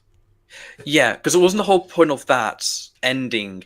Was like, oh yeah, it's great for like people who just want to read one book, but it's also like a hook for readers to keep reading, and it is literally Deus Ex Machina because it's what it turns out to be. He said he will probably restructure that for the adaptation. Yeah, I hope he does. Oh right, yeah, there's an adaptation coming out, isn't there? It's in talks. It was in the works before the writer's strike. Yeah, and covered as well, wasn't it? And then they had to start from scratch. Yeah, because that. It's like through. Unlike Dune, I think Mistborn could definitely have like a proper. Oh yeah. Honestly, because I do hope Frank Herbert has gotten better as a writer, and I hope that when he comes back to this story, he can do it better. Because the groundworks for Mistborn. Brandon Sanderson, but you said. Brandon Sanderson. Yeah, sorry. He's dead. Yeah. So. Yeah, sorry, my brain. Sorry. In heaven, when he comes back to his Dune series, I hope he's gotten better. Brandon Sanderson. Oh, I don't like Mistborn, but I think it has the world building, and it has the foundations for good story. It just needs much better writing. Like I just can't stand. Was it Vin, the main character? Vin, yeah. I've got a few further Pandora books. No, I've not. I've only read Dune by Frank Herbert. I've not read any other books of his. Yeah, because there's to me right. There are two types of books I don't like. Books that are just straight up bad, and there's not much reason to read them, and books that are like almost good and have interesting ideas, but the execution of those ideas are subpar. It's like, oh come on, you're almost there. You just got to grasp a bit higher, and then it falls flat. Because that's what Mistborn was to me. Because I really tried with Mistborn. I really did. Did you read all three or just the first? Yeah, I read all three. Okay. I read one, didn't like it, stopped for a bit, and then after I finished Wheel of Time, I think I went straight to reading those last two books, books 1 and 2 and 3. And it's like, I enjoy book 2 the most, but like after that point, it's like a lot of the way Brandon Sanderson writes, it's very mystery focused. Yeah. And like very twist focused. And for me, even like I wasn't paying attention that much, but I still guessed like every single twist apart from one of them. And I didn't feel like, oh, I didn't get it because I didn't put the pieces together. It felt more like I didn't get it because I just wasn't really paying attention because I was bored. Mm-hmm. It's like with the axolotl tanks in Heretics. It's a great twist. Yeah, exactly. It's the foundations were there. I could have guessed it. I believed it because it makes sense because of what Dune is. But be actually being told what it is like, oh my god. But with Mistborn, I never got that. I only got it once for the shapeshifters. But apart from that, it's like I either guessed it completely, or I was like, oh, okay, that's a thing. It's So I can see why it's a thing, but I just wasn't paying attention, which is a shame because I don't want to do that. I want to be really engaged, really into it. Yeah, guessing a twist doesn't always ruin it if it's set up well, right? Exactly. If it's that's that's one of the great things about what was it called now? That it's a crime film featuring Kevin Spacey, I believe. There's a couple of those. I think it's called The Usual Suspects. That's it. Usual Suspects. Okay. Yeah, it's a great film, and the twist at the end of that film is you can by the end of that film you'll basically understand what the twist is if you're paying attention. But actually having it confirmed, it's like, yeah, that's a great twist. Like I remember my friend. It's a good twist. Yeah, my friend was watching with me, and I didn't tell him anything, and he guessed the twist of the film just before the end. But even then, he says there was still a great twist. Yeah, no, that's got to be. It's more satisfying when you get it. The best way to write a twist is to have the reader or viewer realize what the twist is seconds before you reveal it. Exactly, like the because then you're like, because then if you're paying attention, you're like, I think I know, I was right. Yes, the dominoes are all crashed. If you do it too soon, if you're too obvious, it's disappointing. Yeah. And if you're too opaque, the twist comes off almost like Deus Ex Machina. Like, okay, that's just but you didn't set this up at all because you're not very subtle. But I don't. I like Sanderson's twists. I don't think they're. I don't think they're naive or not set up well. They might be a little too obvious, but I think some are and some aren't. Because I think I said before, The Way of Kings is one of my favorite books, and that's got plenty of twists in it. But I cannot stand book 2. It's so funny, like reading book 1. Oh, this is great! I can't wait for book 2. I read book 2, and I am just so disappointed. Yeah. Yeah, Sanderson writes. He writes comfort fantasy for me. That is exactly it. That's what he writes. Like I love him. I've read every single one of his books. I haven't read Dawn Shard yet. It's the only one I haven't read. I keep coming back to him because he's comfortable, and he's really really good at doing emotional sacrifices. Yeah. Well, funny enough, that's why I don't like. He's not the king of prose, right? But I still enjoy him. Oh, yeah, like I think that's the perfect way to describe how Sanderson writes. He's very much a case of you read him because he writes comfortably. Mm-hmm. Like it's and freaking fast. Okay. I don't think that's a new book. I don't praise him for that. I think Brandon Sanderson could be the next Tolkien or the next Frank Herbert if he just slowed down. Because I get it, you want to write a lot of books, but when you write again, book 2 to me was a well-written book, but it needed so many more passes before it was like it felt like it I could have accepted so much of that book if it was just done better. And that's probably like a sub not a what's the word I'm looking for? Edited? No, it's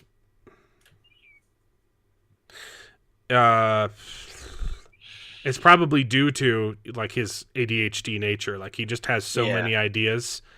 If he focused on one for too long, he would, he just has too many things biting him in the ear. It's like, but I want to get this out too. So he could slow down and perfect them. Make the prose more poetic, like Patrick Rothfuss, and he wouldn't get as many books out, and they would probably be better. Rothfuss. Yeah, but for honestly, I have the same thing. Like I have so many ideas for my own story right now that the story itself is molded into different stories like occasionally, and it's like, oh my god, please brain, just stick to one thing. You're like, oh no, that doesn't work, but that's a really good idea for another story. Exactly. It's like one of the things I'm trying to do is like, okay, I've mostly been doing world building right now. So I figured out if I can get a style of worldbuilding that can basically encompass so many things that I can just say, okay, this is all one universe, one multiverse, and it's all got consistencies between them, but it's flexible enough that different realities have different rules. Mm. I have a whole bloody like wiki pages of worldbuilding just to establish rules. Yeah. So every single one of my stories follows those rules, but I just need to actually get those ideas into an actual story. That's the hard part. Yeah, World building it is the fun part. Yeah, worldbuilding's like it's one of my things I don't like about some types of worldbuilding, because like the reason why I enjoy like the D&D settings, especially Planescape's amazing, is because it's a setting made for a game. It's made, sorry, It's made to it's a play setting made for you to be played in. It has enough information and enough ideas that a DM can get these, read these. Okay, I can go. Okay, here's a campaign. Here's the idea. See, I hate using D&D settings. I like using the D&D rules, and I create my own world because I don't want to invest, have to like memorize someone else's world just to play in it. Like I get that. I hate it. For me, stand it. It's not. No, I don't mind. Well, I'm of two minds. I'm sure Planescape is really interesting. Oh, it's amazing. It's like I will force you to read it because it's an amazing setting. It's one of those things, right? For me, right? Planescape is one of the chief inspirations for my multiverse because it is such a well-built multiverse that nothing else compares to it. Like in my mind, there's no other multiverse that is as good as Planescape. Uh-huh. Like people have tried, and I have not found a single one. So multiverses are hard to do without just completely throwing all consequences out the window. Well, that's the thing, though. Planescape does it right. Like, I won't talk about it now because I will be here like forever. But there's so much in Planescape that is just so good. But it's I can't go into it because I'll literally be here for another 3 hours. But like, are there any books like in the setting, or is it just world building? No, it's adventure books and setting books. I know they made a video game.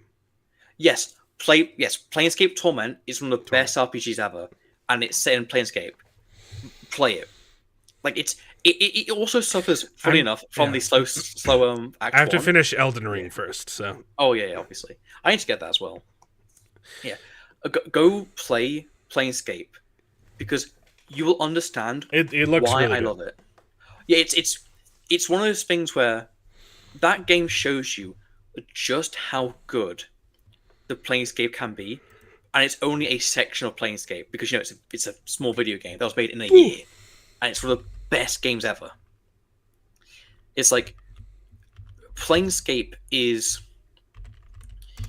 it's one of the things I like reading D&D or just settings in general, just world-building settings in general, mainly because I like seeing, okay, if I like this, I want to incorporate it into what I'm doing. Like Warhammer, the Saurians, the Lizard Men, I have taken them and I've put them in my own setting. I do that. I do that with books that I've read. I steal ideas. Yeah. Like I love the White Cloaks, and I've used them, of course, in D&D settings. Ray based. I changed them up, you know. Oh, well, that's the thing. You always change them up because what other interesting thing can I do that's not been done? But yeah, but for world building, it's why I recommend you read other world buildings because you can see why they've done this. Like Blackmoor, the first D&D setting, it's an interesting read because I think it's 2e version. Yeah, the 2e version of Blackmoor. It's like, oh, okay, so it's almost a traditional setting, but there's so many odd things that make it its own unique thing. Like the elves, like the let's just say conservative elves of the woods are very wood elf like Warhammer, and they literally have a a prestige class that is effectively undead Doom guy. and it's an amazing thing to read because it fits in the setting so well. And it's literally some elf goes into the woods, gets super high, and then comes out and is effectively Doom Guy, but for the undead. And it's great. It's things like that. It's things that are so bizarre, but so unique. You're just like, okay, how do I take that and then make my own setting? Because that's why I like Planescape.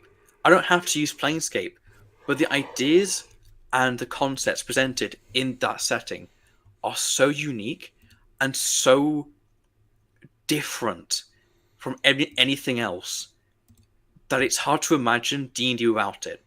Like, for me, the only setting, if I were to choose, like, from Forgotten Realms, from Birthright, from even Gary Gygax's world, I would choose Planescape. Because to me, Planescape, even though it's just the Outer Realms and the Inner Realms, technically, it's the most fleshed out and filled out setting for D&D. Like, it's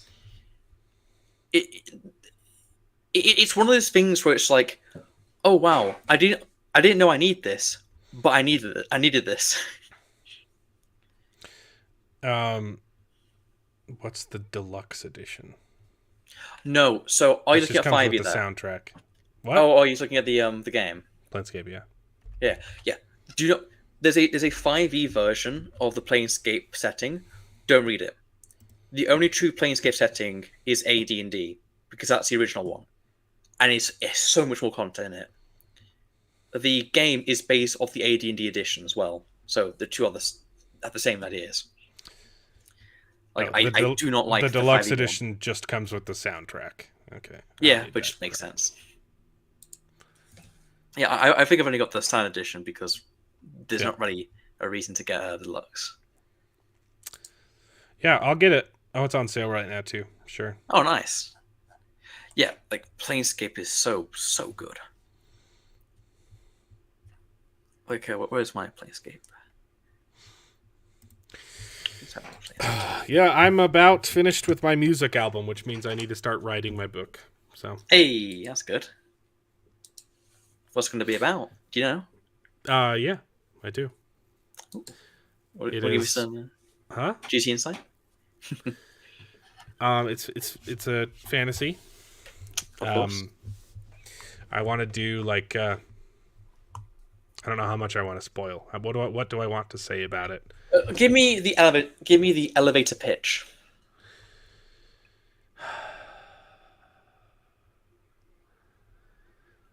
I don't know how much I want to reveal in my elevator pitch. Okay, so because I haven't written it yet, right? I've just been doing world building, but the idea I want to explore religion in fantasy. Okay. Like it's going to be because I'm a very religious person, so what you know, right? But I want to the story. It's one of the books of all time. Yes. Sorry, go on. It's a book in every sense of the word. Yeah, I made that up. It's going to be about. It'll follow two viewpoint characters. I don't know. I think it's probably a trilogy. It might just be 2 books. Yeah, might be more. I don't know yet. Right? I need to plot it out. I know what the first book is. I don't know how much comes after the first book. But essentially, it's the story of one character gaining faith and one character losing faith. Like it'll parallel them. But I've done some really cool world building. There's going to be, it's going to be a murder mystery as well. Mm-hmm. And I really like the magic system that I've come up with. Nice. Which is essentially converting energy. Yep. My one's like you can Yeah, the magic system I've completely spurred out because I have technically 3 different magic systems that are all the idea is, right, because I'm very inspired by comic books and the Elric saga, especially like the whole Law versus Chaos, one of the things that I realized I wanted to do was I needed to figure out, and also because I have so many different ideas, I need to have like a concrete way of like making things make sense. So for me, I have 3 different magic systems. There's the universal spectrum of magic, which is law and chaos. Law magic, chaos magic. It's magic that you yourself learn, and it comes from within. It affects both the physical and the spiritual of a person. The emotional magic spectrum is magic that is bestowed upon you by your belief in it being bestowed upon you. So if you think of like a priest, it's the emotional magic system is based on the body and the mind. If you believe in God or a higher power, it could be your father, the king, a god, a deity, like anything. But if you truly believe in it, and you believe that you have been bestowed, or you've been bestowed its power, you will gain access to this spectrum of magic. It's being a spectrum. You can. It's more about mindset than actual. It's the whole thing. The third thing is willpower, because I am very inspired by comics, and the idea of me. One of my favorite characters from comics, as like an idea, is Green Lantern. The idea of somebody's willpower being made manifest is so awesome to me that I'm just like, I want this. And so I've literally created a whole magic system based on willpower. It's effectively the explanation for why can a fighter in D&D becomes so powerful so quickly, and how can he even touch a mage, because his willpower is so strong that he doesn't care about your magic. He's just going to swing his sword at you. Yeah, because that was also another thing I wanted to do. Figure out how the hell does leveling actually work in Planescape and stuff. And my answer was just, willpower. That the stronger you are, it's because your body, mind, and spirit can take it. Yeah. Yep. Sounds interesting. So I do plan to, after I'm done with this semester of uni, I plan to work on that story, and also plan to work on the next Understanding Dune as well. Whew. Well, yeah, I always get self-conscious when I talk about things that aren't done, you know? Well, for me, it's a case of like, if you don't talk about it, you don't for me, I've been showing off all this world building stuff. Like, a lot of the stuff I've world built has been changed or thrown out just because I've talked to people. Yeah, to explain it to someone. Yeah, because when you actually do that, in depth, it's like, okay, I like this part, but on this part, why? Oh, this part. We can do it off stream if you want to. Yeah. But it's like, talking to somebody will help you, because whilst this idea in your head is really good, it's in practice, in execution, it's like, oh, this is actually not as good as this thing, or this needs to be removed so this thing can come forward because this is better than both these two things. It's one of the many joys of writing. Yeah. I'll definitely be workshopping it. Yeah. The main idea behind my magic is energy can't be created or destroyed, but this magic allows you to convert it convert energies to different types, right? So you can convert heat into light, or I think that you can do some really interesting things with that. It seems you're quite what's it, hard magic kind of system. I want to kind of go middle ground. Like, I want it to feel like a hard magic system, but I'm not going to explain any of the science behind it. Oh yeah, I get it. So it's like what it's like Dune, isn't it? It's like, yeah, kind of. You understand what's going on, you understand the effects, but not the science. Yeah, I get that. I'm kind of the opposite. I will probably go into autistic detail in how the magic works. Yeah, that's not fun for me. Yeah, but for me, it's like, what's the power source? Willpower or the background magic? There you Yeah. go.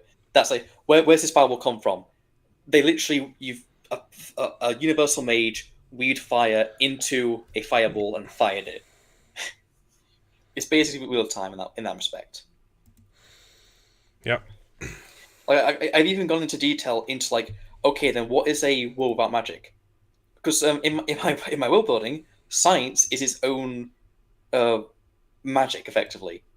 Like the different like types of realities. One of them is a science realm, and not many people want to go to a science realm because magic doesn't work there. Oh, okay.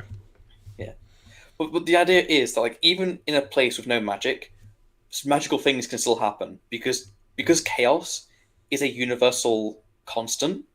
Even when you're in a literal anti-magic realm, there will still be something magical in there. Because even though the chances are so small, there's still a chance. Like there's a concept in Planescape called doorways, and doorways are literally you walk through a door, and if you have a key is literally anything. It could be a literal key, it could be a potato, a thought, an idea, the desire not to do something.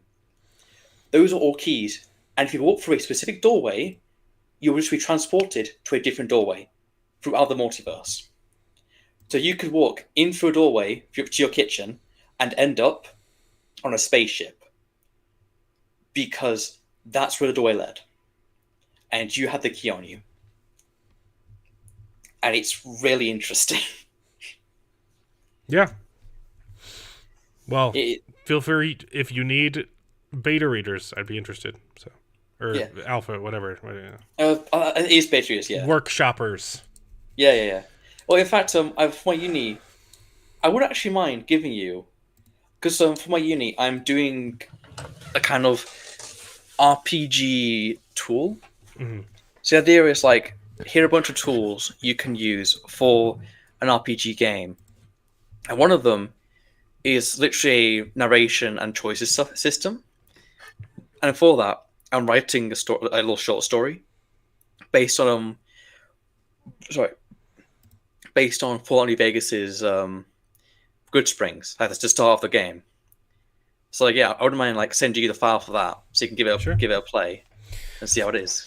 It might take me a while to read it, but I'll read it. It's a short thing. Like, it shouldn't take you more than 50 minutes to like play through it. I'm dyslexic. I read slow. Oh, that's fine. So. Like, because of the way we've written the code, every single paragraph is its own like little box, so just be one at a time. Yeah. I look forward to it. I need to wrap this up though, because it's almost 2 hours now. We talked about doing like an hour ago. the other girl's gonna get stir crazy, and I have to wake the other one up from her nap. But this has been fun. It's been great. We're definitely continuing on to Chapter House Dune. Yes. You just send me a message when you start it, because I know you're reading. Yeah, I've got a couple things to read actually. Yeah. I've got Gunmetal Gods, Abaddon's Gate, and I think just those two before I start reading that. We, depending on when the other people finish, we might talk about Gunmetal Gods first. I should have been making notes as well for Gunmetal Gods, because I've not made much notes. Mm-hmm. So that's and also, refresh. Last time I checked, it didn't have a wiki page. Oh no, you're kidding me. Yeah. Oh, because he's an indie author, so that was like I checked last year. There's a fandom wiki. Is there anything on here? That's new. Okay. That's new. Because when I was reading it, I was like, wait, who's that character? And I looked at it, and there was like, there's no wiki page. Yeah, that's a shit. That's annoying. Yeah, that's annoying. So when you start reading Chapter House, let me know, and I'll start. You like Elric as well, right? You said? Yeah, I've not read all of them. I'm supposed to be doing a book club on that, on the first 5 books or whatever it was. I got one of the books. I got the audiobook for it. I got the audiobook. I got the Audible, and it has like 5 books. It's Yeah, like it ends with like the it's white not 5 wolf. books. It's a strange amount because it's not all the books in order either. It's very weird. Yeah, it's not the first 5 either. Yeah, let me find it. 'Cause I've got too many audiobooks because I've been listening for years. Mm-hmm. Where is it? It's very good. That one I'm supposed to be streaming with the Prophet of the Dragon and Alex But Green. for me, oh yeah, here it is. You know, it's 4 books. Books 1, 2, 3, and 8. Okay. Yeah, it's Elric and Monibane, The Forge of the Pearl, The Sailor on the Seas of Fate, and The Weird of the White Wolf. Yeah. It's Elric for me, like, because even Michael Moorcock has said himself that he's an ideas guy. For Michael Moorcock, he's more about the idea of a story rather than the story itself. Absolutely. And I can definitely feel that in some of his writing. Hey, write short stories then. That's what he does. Yeah. I don't think I would like a long Elric book, but thankfully they're not long. No, they're fun though. Oh yeah, they're very fun. They're very fun. So, yeah. It's like it's that kind of fun I kind of want to emulate in my own story as well. That one's taken a while because we've had scheduling issues, but I'll let you know when. I have read them that audited a book. Okay, but we'll probably be talking about Gunmetal Gods next. Yeah, that makes sense. Yeah. Anything to plug? You've got your Understanding Dune chapter are you doing a video for every chapter? Yeah, that's the plan. You're crazy. All right. Yeah, I know. It's a case of like I do have other things planned as well, but the next Understanding Dune, again, I've got uni right now. After that's done, darn life gets in the way. Yeah, I expect Understanding Dune Chapter 2 maybe a month, because that's when things should start calming down a bit. But for now, it's a new chapter every month. Yeah, sounds good. Well, hey, it's better than nothing. Yeah, it's just a lot. That's a lot. It's a big commitment. It's a lot of work. Anyway, thanks for chatting. It's always fun. It's always interesting. I have to go be a father now. How many chapters of Dune? So, anything else you want to plug? Right. I'll see you. Next time. Sometime. You should have my link down in the description, right? I've linked to your channel, yeah. Yeah, that's it. Should be there. Yeah, I see it. It's there. I didn't link to a specific video, just your channel. That makes sense. That's good. Okay. All right. That was nice being on here. Nice and. It's always fun. I want to do more of these. Yeah. I just need to get people to read the same books as me at the same time. That's the trouble. Oh, let's read. What's it called now? I've got it somewhere. It is called War and Peace. That's it. Let's read War and Peace. No, I'm gonna be doing eventually, probably, maybe not this year. I'm gonna be doing the what's it called? Garden of the Moon. Oh, Malazan. Malazan Book of the Fallen. I don't recommend it. You don't? I'm gonna do it anyway. No, to me, I read that before Dune, and I might give it a reread now that I've read Dune, because it reads like Dune if it was written by somebody pretentious. Yeah. Like I wanted to like Malazan, I really did, but I hate how it's written. Yeah, go on. That's it. Go on. A lot of people I've been talking to are like, oh yeah, I'm planning on reading that. So I'm like, all right, if we do it, like, we gotta do it together. Like, okay, if you start it, I will give it another try. Okay. But I didn't like it the first time though. I don't think I like it this time either.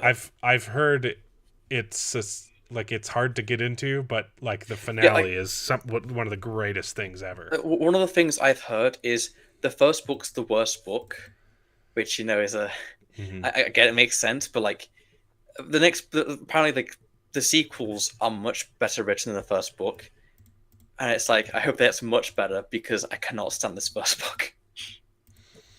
Okay, all right, I gotta go. Bye, everybody. We'll bye. See you later. I just happened to stop by for books. Books. I like books. Okay, well, let's talk about it. I can't talk about it with you. Well, why not? We already did that. We just finished. What happened to then? We passed that. When? Just now. We're at now. Go back to then. When? Now. Now? Now. I can't. Why? We missed it. When? Just now.